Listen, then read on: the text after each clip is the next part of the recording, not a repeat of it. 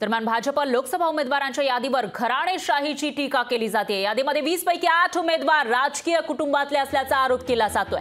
भाजपची घराणेशाहीतून सुटका नाहीच का असा सवाल यामुळे उपस्थित होतोय। भाजपचे बडे नेते काँग्रेस असेल किंवा विरोधी पक्षातील घराणेशाहीवर सातत्याने टीका करताना पाहायला मिळतात, पण जेव्हा भाजपची यादी जाहीर झालेली आहे लोकसभेसाठी त्यामध्ये बरेचसे जे उमेदवार आहेत ते घराणेशाहीतून आल्याचं पाहायला मिळतंय। राजकीय कुटुंबातले हे उमेदवार आहेत। जी यादी जाहीर झाली आहे महाराष्ट्रामध्ये त्या 20 पैकी 8 उमेदवार हे राजकीय कुटुंबातले आहेत आणि त्यामुळे भाजपची ही घराणेशाहीतून सुटका नाहीच का असा सवाल उपस्थित होतोय। भाजपने जाहीर केलेल्या महाराष्ट्रातील 20 लोकसभा उमेदवारांपैकी 8 जण हे राजकीय कुटुंबातील आहेत। या उमेदवारांपैकी बहुतेक जण हे राजकारणात गेल्या 15 ते 20 वर्षात स्थिरावले असले तरी त्यांना राजकीय कुटुंबाची पार्श्वभूमी आहे। घराणेशाहीला दूर ठेवण्याचा धोरण असलेल्या भाजपला उमेदवारांबाबत त्यापासून दूर राहता आलेलं नाही असंच दिसतंय।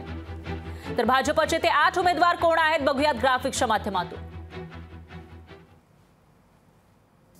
पियुष गोयल, उत्तर मुंबईमधून पियुष गोयल यांना उमेदवारी देण्यात आली आहे, तेही राजकीय कुटुंबातले आहेत। त्याचबरोबर रावेरमधून रक्षा खडसे यांना उमेदवारी दिली आहे, पण त्याही राजकीय कुटुंबातल्या आहेत। तर बीडमधून पंकजा मुंडे यांना लोकसभेच्या मैदानात उतरवलंय, पण त्यांनाही राजकीय वारसा आहे। तर दुसरीकडे अहमदनगरमध्ये सुजय विखे पाटील यांना उमेदवारी जाहीर झाली आहे आणि सुजय विखे हे सुद्धा राजकीय घराण्यातून येतात आणि त्यामुळे टीका केली जाते। दरम्यान नंदुरबारमधून हिना गावित यांना उमेदवारी दिली आहे, पण त्याही राजकीय घराण्यातून आहेत। दिंडोरीमधून भारती पवार यांना उमेदवारी दिली आहे, त्यांच्यावर सुद्धा घराणेशाहीचा आरोप होत असतो। अकोल्यातून अनुप धोत्रे यांना उमेदवारी दिलेली आहे, पण ते सुद्धा राजकीय कुटुंबातले आहेत। तर माढ्यातून रणजित सिंग निंबाळकर यांना उमेदवारी दिलेली आहे आणि त्यांच्यावर सुद्धा घराणेशाहीचा आरोप केला जातो। त्यामुळे भाजपची ही घराणेशाहीतून सुटका झालेली नाही असंच म्हणावं लागेल।